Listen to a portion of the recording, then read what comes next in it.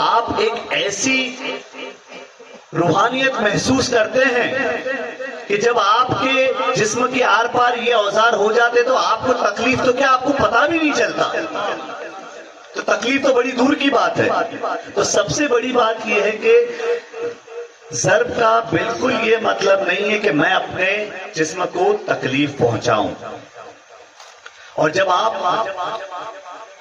یہ اوزار اپنے ہاتھ میں لیتے ہیں تو سب سے پہلے آپ کو جو صاحب سجادہ ہے، چاہے وہ رفاعی سلسلے کا کوئی سجادہ بیٹھا ہو گادی پہ یا رفاعی سلسلے کا کوئی خلیفہ بیٹھا ہو، آپ کو جا کے ان سے اجازت لینی ہے کہ کیا آپ کی اجازت ہے میں یہ ضرب لگاؤں؟ اگر وہ آپ کو اجازت دیتے ہیں تو ہی ضرب لگائیں، اگر وہ آپ کو اجازت نہیں دیتے ہیں تو فوراً ضد کرے بنا بیٹھ جائیں۔ آپ اجازت ملنے کے بعد یہ بات بھی آپ یاد رکھیں کہ جب آپ ضرب لگا رہے ہوں تب آپ کی نظریں ہمیشہ صاحب سجادہ پہ ہونی چاہیے۔ اکثر لوگ جب ہاتھ میں یہ تلوار لے لیتے ہیں، یہ الوانی وغیرہ لگاتے ہیں تو ادھر بھاگتے ہیں ادھر بھاگتے ہیں، جس طرح سے کہ کوئی ایک وجہ طاری ہو گیا ہے، سب ہوش گنوا دیتے ہیں۔ بھئی نہیں، جب ہتھیار آپ کے ہاتھ میں ہو تو آپ کو ہوش سے کام لینا ہے، اور ہمیشہ آپ کی نظر صاحب سجادہ پہ ہونی چاہیے۔ آپ ایک بار لگائیں پھر سے دیکھیں کہ وہ کیا آپ کو بتا رہے ہیں، دوسرا بار لگائیں تب بھی آپ کی نظریں ان پہ ہونی چاہیے، اور جس وقت وہ آپ کو روک دیں اسی وقت فوراً آپ کو رک جانا چاہیے، کیونکہ دیکھیں کہ جو صاحب سجادہ ہے وہ آپ کو اگر ہاتھ دکھاتا ہے رکنے کے لیے تو اکثر وہ خود نہیں دکھاتا، اسے یہ الہام، اسے یہ حکم دیا جاتا ہے کہ اب اسے روک دو، کیونکہ آپ کو اور ہم کو نہیں پتا ہوتا ہے کہ اگلی بار میں کیا ہونے والا ہے۔ تو جب بھی آپ ضرب کریں تو آپ یہ یاد رکھیں کہ صاحب سجادہ سے آپ کی نظریں ملی ہوئی ہونی چاہیے، اور وہ جس وقت آپ کو روک دیں اسی وقت رک جائیں۔ اور یہ یاد رکھیں کہ کرامت یہ نہیں ہے کہ خون نکلے، میں اکثر یہ بولتا ہوں آپ لوگ، کرامت یہ نہیں ہے کہ خون نکلے، کرامت تو یہ ہے رفاعی سلسلے کی ضرب بھی لگتی ہے اور خون بھی نہیں نکلتا ہے۔ بڑے افسوس کی بات ہے، اور یہ آپ سب بھی جانتے ہیں کہ آج کل ایک ایسا ماحول چل رہا ہے حضرت کہ جہاں اسے ایک تماشے کی طور پہ یوز کیا جا رہا ہے، اناپ شناپ ضربیں لگ رہی ہے، خون نکل رہا ہے، کوئی روکنے کو تیار نہیں ہے، اور ہر بار ایک نئی ضرب کے طور پہ ایک نیا آئٹم پیش کیا جاتا ہے۔ میں تو اسے آئٹم ہی کہتا ہوں جب یہ اس لیول پہ پہنچا دیا گیا ہے اس کو، اسی لیے ہمارا سلسلہ بدنام ہو رہا ہے۔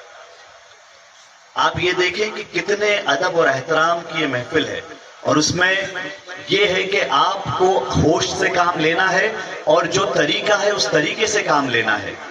آپ اکثر یہ ہے کہ لوگ آتے ہیں کہ بھئی مجھے بڑی ضرب لگانی ہے۔ اپنی بڑی ضرب ہوتی کیا ہے؟ یہ کوئی مجھے سمجھائے کہ بڑی ضرب اور چھوٹی ضرب کیا چیز ہے؟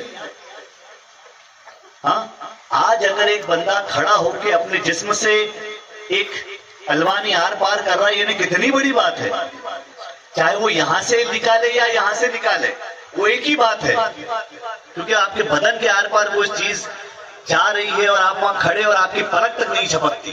یہ آپ کا یقین ہے آپ کے پیروں میں۔ تو بڑا یا چھوٹا یقین ہوتا ہے، ضرب نہیں ہوتی، سمجھے؟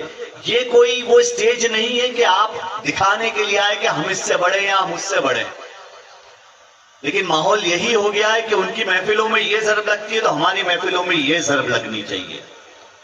ان کی محفل میں اتنی پبلک تھی تو ہمارے محفل میں اتنی پبلک ہونی چاہیے، اور اس کی وجہ سے سلسلہ بدنام ہو رہا ہے۔ ذرا میں آپ لوگوں سے پھر یہ گزارش کروں گا کہ جو سلسلے کے آداب ہیں ان آداب کے دائرے میں رہ کے ہی یہ ضرب لگائیں، اور بالکل دکھاوے کا کام نہ کریں، لباس کا خیال رکھیں، طہارت کا خیال رکھیں۔ انشاءاللہ آپ ان آدابوں کو آداب کے دائرے میں رہ کے ضرب کریں گے تو آپ کو پتا چلے گا کہ آپ کو کتنی برکتیں حاصل ہو رہی ہیں، ایک روحانی سکون ملے گا آپ کو۔ اور یہ ہمارا یقین ہے کہ اگر ہم سال میں کسی محفل میں ایک بار بھی ایک ضرب لگا لیتے ہیں تو انشاءاللہ حضور صلی اللہ علیہ وسلم کے صدقے میں اللہ ہمیں ہر بیماریوں سے دور رکھتا ہے. آمین آمین. تو حضرت اسے کھیل نہ بنائیں، اسے بڑے ہی احترام سے کریں اور محبت اور سکون سے کریں. میں بس ہمیشہ ہر محفل میں آپ لوگوں کو یہی سمجھاتا ہوں اور یہ سمجھاتا رہوں گا جب تک کہ آپ لوگ اسے فالو کرنے نہیں لگ جائیں. تو آپ تمام سے جتنے بھی مریدان ہیں ان سے سب سے میں کہوں گا کہ پلیز رفاعی سلسلے کو بدنام ہونے سے آپ لوگ بچا سکتے ہیں. یہ اتنا عظیم سلسلہ ہے جس سلسلے کے بانی کو حضرت نے اپنا ہاتھ نکالا، ان کے ایک ریکویسٹ پہ، ایک التجا پہ حضور نے اپنا مزار مقدس سے ہاتھ نکال دیا. آپ سمجھ سکتے ہیں کہ وہ شخصیت کس مقام پہ ہوگی. سبحان اللہ. میں ہمیشہ بولتا ہوں کہ حضور کا مزار سے اپنا ہاتھ نکالنا اللہ کے حکم سے کوئی بڑی بات نہیں ہے، کیونکہ اللہ کا حکم ہے، وہ حضور ہے، نکال دیا. لیکن آپ یہ سوچیں اور یہ سمجھنے کی کوشش کریں کہ وہ شخصیت سید احمد رفاعی کس مقام پہ ہوں گے، ان کی اللہ اور اس سے رسول سے کیا محبت ہوگی، کیا قربت ہوگی کہ ان کی ایک التجا پر اللہ کے حکم پہ حضور نے اپنا ہاتھ نکال کے ان کو دستبوسی عطا کی. سبحان اللہ. تو حضرت صرف رفاعی سلسلہ صرف ضرب اور راتب تک کا محدود نہیں ہے. ہمیں حضرت کی جو ذات ہے وہ ہمارے لیے ایک ماڈل کی طرح ہے. ہمیں انہیں فالو کرنا ہے، کیونکہ ہم ان کو فالو کرتے ہیں اس کا مطلب ہم نے حضور صلی اللہ علیہ وسلم کو فالو کیا ہے. تو حضرت اسے کھیل نہ بنائیں، اسے بڑے ہی احترام سے کریں اور محبت اور سکون سے کریں. میں بس ہمیشہ ہر محفل میں آپ لوگوں کو یہی سمجھاتا ہوں اور یہ سمجھاتا رہوں گا جب تک کہ آپ لوگ اسے فالو کرنے نہیں لگ جائیں. تو آپ تمام سے جتنے بھی مریدان ہیں ان سے سب سے میں کہوں گا کہ پلیز رفاعی سلسلے کو بدنام ہونے سے آپ لوگ بچا سکتے ہیں. یہ اتنا عظیم سلسلہ ہے جس سلسلے کے بانی کو حضرت نے اپنا ہاتھ نکالا، ان کے ایک ریکویسٹ پہ، ایک التجا پہ حضور نے اپنا مزار مقدس سے ہاتھ نکال دیا. آپ سمجھ سکتے ہیں کہ وہ شخصیت کس مقام پہ ہوگی. سبحان اللہ. میں ہمیشہ بولتا ہوں کہ حضور کا مزار سے اپنا ہاتھ نکالنا اللہ کے حکم سے کوئی بڑی بات نہیں ہے، کیونکہ اللہ کا حکم ہے، وہ حضور ہے، نکال دیا. لیکن آپ یہ سوچیں اور یہ سمجھنے کی کوشش کریں کہ وہ شخصیت سید احمد رفاعی کس مقام پہ ہوں گے، ان کی اللہ اور اس سے رسول سے کیا محبت ہوگی، کیا قربت ہوگی کہ ان کی ایک التجا پر اللہ کے حکم پہ حضور نے اپنا ہاتھ نکال کے ان کو دستبوسی عطا کی. سبحان اللہ. تو حضرت صرف رفاعی سلسلہ صرف ضرب اور راتب تک کا محدود نہیں ہے. ہمیں حضرت کی جو ذات ہے وہ ہمارے لیے ایک ماڈل کی طرح ہے. ہمیں انہیں فالو کرنا ہے، کیونکہ ہم ان کو فالو کرتے ہیں اس کا مطلب ہم نے حضور صلی اللہ علیہ وسلم کو فالو کیا ہے. اور اگر آپ کو اپنے پیروں سے قربت چاہیے تو پیروں سے محبت رکھیں، ان کے بتائے ہوئے طریقے پر ایمانداری سے چلنے کی کوشش کریں. کیونکہ میں نے یہ اس دن وہاں پہ بھی بولا تھا چھوٹا ادے پور میں کہ جو پیر ہوتا ہے نا، پیر آپ کو یہ نہیں بتاتا صرف کہ یہ اس راستے سے جاؤ تو آپ کو اللہ ملے گا، ہے کہ نہیں. پیر وہ ہے جو آپ کا ہاتھ پکڑے گا اور آپ کو ساتھ میں لے جائے گا اور بولے گا یہ رسول ہے اور یہ اللہ ہے. پیر آپ کے ساتھ ہر قدم پر چلتا ہے، آپ اسے بتا کے بھیج نہیں دیتا کہ چلے جاؤ اب آگے اللہ حافظ، میں اللہ تک تجھے پہنچا کے رہوں گا. یہ پیروں کا وصف ہے. تو اپنے پیروں کی بتائی ہوئی باتوں پر، نصیحتوں پہ عمل کریں، نمازوں کی پابندی کریں،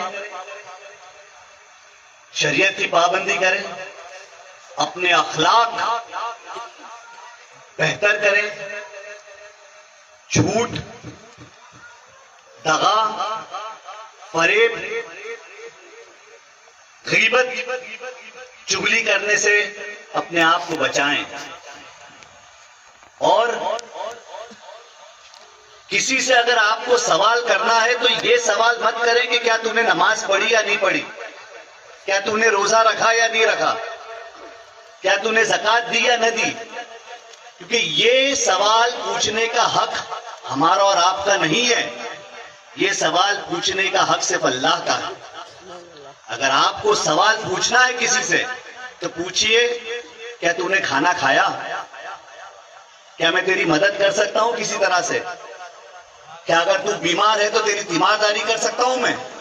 ہمارے بزرگوں نے تو جانوروں کی بھی تیمارداری کی ہے، حضرت رفاعی نے تو خارج والے کتے کی تیمارداری کی ہے، اپنے ہاتھوں سے اس کو ملہم لگایا اور اس کو صحت یاب کیا ہے اللہ کے حکم سے۔